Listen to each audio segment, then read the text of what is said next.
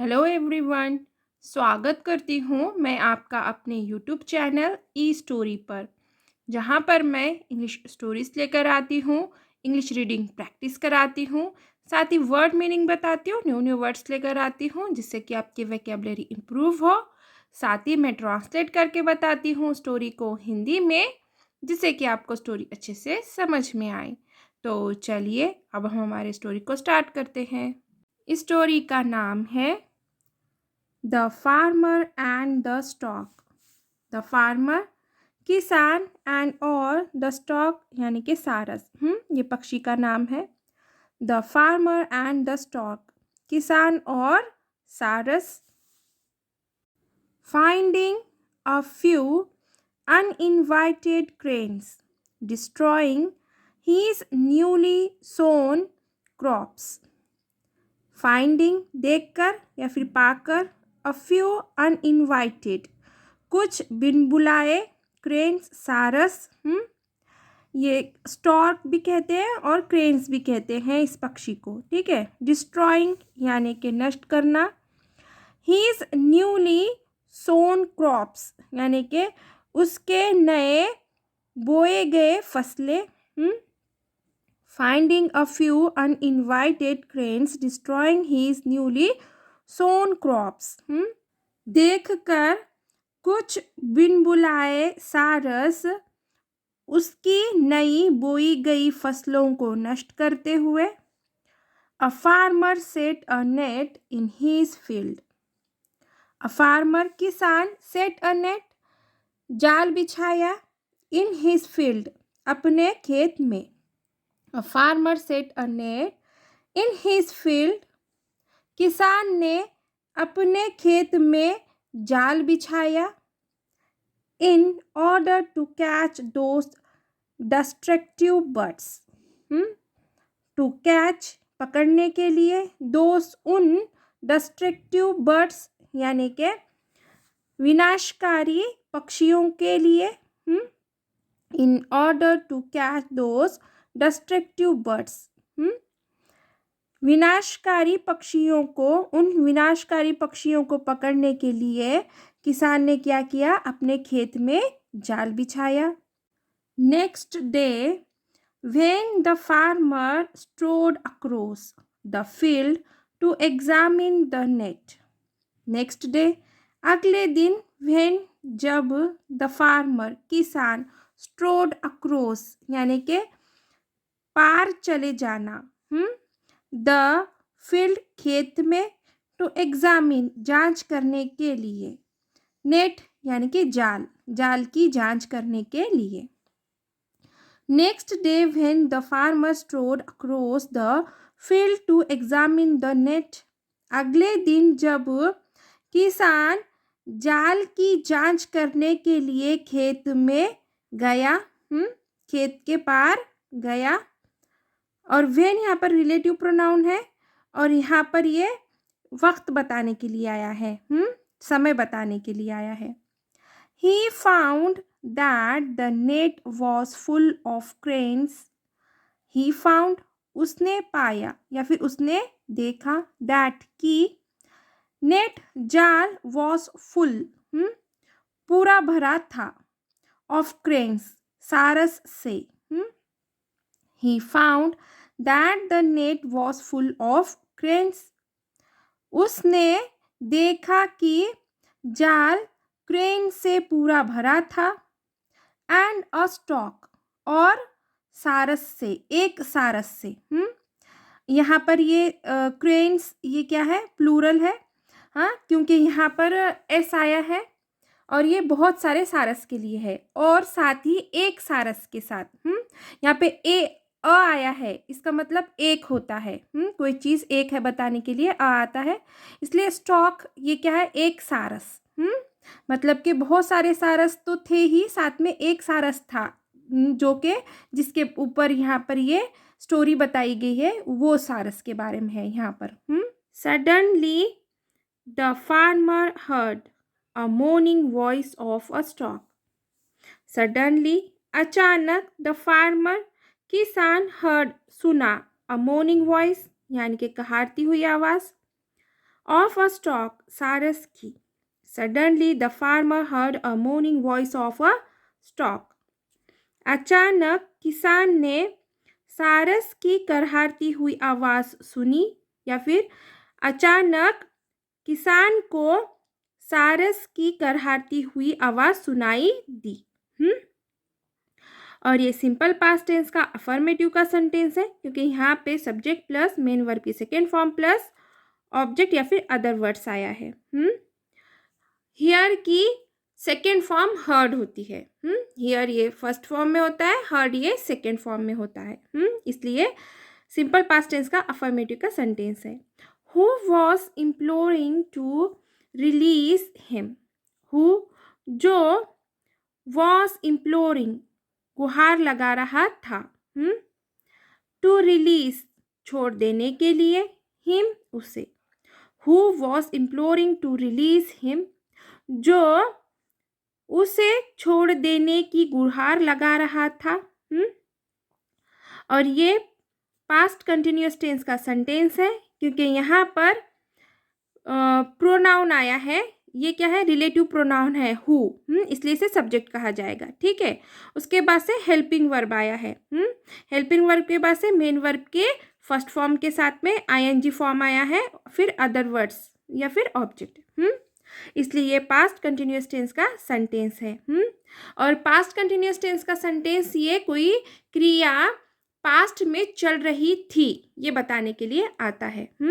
Who ये relative pronoun है, और ये किसके लिए आया है? यहाँ पे स्टॉक के लिए आया है। मतलब कि स्टॉक क्या कर रहा था? सारस क्या कर रहा था? गुहार लगा रहा था। और यहाँ पर हिम ये प्रोनाउन है, और ये भी स्टॉक के लिए आया है, सारस के लिए आया है। मतलब कि उसे छोड़ देने की, किसे छोड़ देने की? सारस को छोड़ देने की गुहार लगा रहा था। The stork innocently cried. The stork, सारस, innocently, मासूमियत से, cried, रोया। The stork innocently cried. सारस मासूमियत से रोया। और यहाँ पर भी मेन वर्ब ये कौन से फॉर्म में? सेकेंड फॉर्म में है, इसलिए सिंपल पास्ट टेंस का अफर्मेटिव का सेंटेंस है। I am a poor stork and I have not eaten your crops. I am, मैं हूँ, a poor stork, एक गरीब सारस या फिर सादा सीधा सारस। and और I have not eaten, मैंने नहीं खाया, your तुम्हारे crops यानी कि फसलें। क्योंकि यहाँ पर एस आया है इसलिए ये प्लूरल है, अनेक वचनी वर्ड है। क्रॉप होता तो फसल होता, और ये क्रॉप्स है इसलिए फसलें हैं। I am a poor stork and I have not eaten your crops. मैं एक गरीब सारस हूँ और मैंने तुम्हारी फसलें नहीं खाई। और ये सिंपल प्रेजेंट टेंस का अफर्मेटिव का सेंटेंस है यहाँ तक, क्योंकि यहाँ पर आई के बाद से बी के रूपों में से एम आया है। ये सब्जेक्ट है और बी के रूपों में से एम आया है, और उसके बाद से अदर वर्ड्स। इसलिए ये सिंपल प्रेजेंट टेंस का अफर्मेटिव का सेंटेंस है। और ये निगेटिव सेंटेंस है, क्योंकि यहाँ पर subject plus main verb, subject plus उसके बाद से नॉट आया है, और मेन वर्ब की ये कौन सी फॉर्म है? ये थर्ड फॉर्म है। इसलिए ये प्रेजेंट परफेक्ट टेंस का अफर्मेटिव का सेंटेंस है। सब्जेक्ट प्लस हेल्पिंग वर्ब के साथ में नॉट, और मेन वर्ब की थर्ड फॉर्म और ऑब्जेक्ट या फिर अदर वर्ड्स। ठीक है। I serve my parents with a dutiful work. मैं सर्व सेवा करता, माई पेरेंट्स मेरे माता पिता की, विथ ड्यूटीफुल वर्क कर्तव्य निष्ठा के साथ। I serve my parents with dutiful work, मैं मेरे माता पिता की कर्तव्य निष्ठा के साथ सेवा करता हूँ। The stock pleaded for life. The stock सारस ने, प्लीडेड याचना की, या फिर गुहार लगाई, फॉर लाइफ जीवन के लिए। The stock pleaded for life, सारस ने जीवन के लिए याचना की, यानी कि उसने गुहार लगाई, बोला उसे कि प्लीज़ मुझे मत मारो, ये कहने के लिए। But the farmer cut him short, but लेकिन द फार्मर किसान ने कट हिम शॉर्ट, उसकी बात काट दी। But the farmer cut him short, लेकिन किसान ने उसकी बात काटी या फिर उसकी बात टाल दी। ऑल दिस में be true enough, all this यानी कि यह सब में सकता है, बी ट्रू, बी यानी कि होना, ट्रू यानी कि सच। ऑल दिस में बी ट्रू इनफ, यह सब सच हो सकता है। मतलब कि वो किसान कहता है उसे कि तुम कह रहे हो कि हाँ मैंने तुम्हारी फसलें नहीं खाई, पर ये सच हो सकता है, पर अब आगे देखेंगे। But you have been caught with those destructive birds, but लेकिन तुम हैव बीन कॉट, फंस गए, विथ दोज उनके साथ, डिस्ट्रक्टिव बर्ड्स विनाशकारी पक्षियों के साथ। But you have been caught with those destructive birds, लेकिन तुम उन विनाशकारी पक्षियों के साथ पकड़े गए। यहाँ पर किसान कहता है कि हाँ तुम तो सच कह रहे हो कि तुम तो बेगुनाह हो, पर लेकिन तुम तो ये विनाशकारी, ये बुरे पक्षियों के साथ पकड़े गए।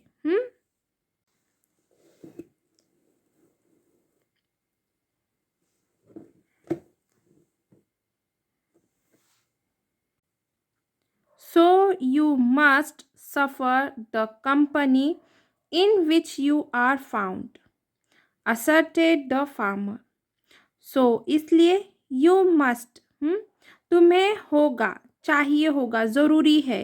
मस्ट किस लिए आता है? कोई चीज़ बहुत ज़रूरी है बताने के लिए आता है। सफ़र यानी कि भुगतना, कंपनी यानी कि संगति, इन विच यानी कि जिसमें, यू तुम, आर फाउंड यानी कि पाए गए। So you must suffer the company in which you are found, इसलिए तुम्हें संगति भुगतनी पड़ेगी जिसमें तुम पाए गए। असर्टेड द फार्मर, असर्टेड यानी कि एकदम जोर दे के कोई बात कहने के लिए कहते हैं। आस्क यानी कि कहना होता है, और असर्टेड यानी कि जोर देकर कुछ कहना। ठीक है, असर्टेड यानी कि जोर देकर फार्मर ने कहा। अब देखेंगे हम moral of the story. Company matters a lot for judgement, company यानी कि संगति, यानी कि किसी की सोबत, मैटर्स यानी कि मायने रखती है, लॉट बहुत ज़्यादा, फॉर के लिए, जजमेंट यानी कि निर्णय लेने के लिए। Company matters a lot for a judgement, संगति निर्णय लेने के लिए बहुत मायने रखती है। तो चलिए यहीं पे हमारी स्टोरी ख़त्म होती है। आशा है कि मेरी स्टोरी आपको ज़रूर पसंद आई होगी। अगर मेरी स्टोरी आपको पसंद आई है तो प्लीज़ इसे हाइप ज़रूर कीजिए, शेयर कीजिए, कमेंट कीजिए। प्लीज़ न्यू है चैनल पर तो सब्सक्राइब ज़रूर कीजिए। Thank you for watching.